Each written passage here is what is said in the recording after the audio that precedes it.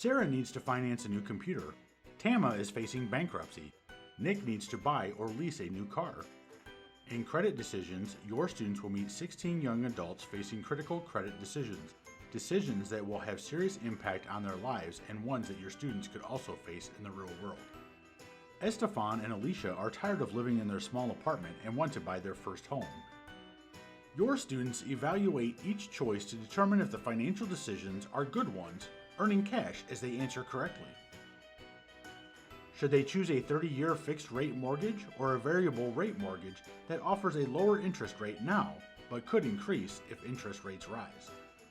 In credit decisions, every answer is explained so your student can understand why one financial option might be better than another.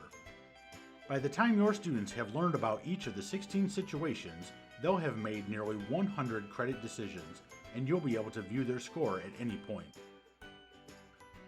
Credit decisions is a great way to prepare your students to make these vital choices on their own. Sign up for a free trial today and discover how we are bringing real life into the classroom.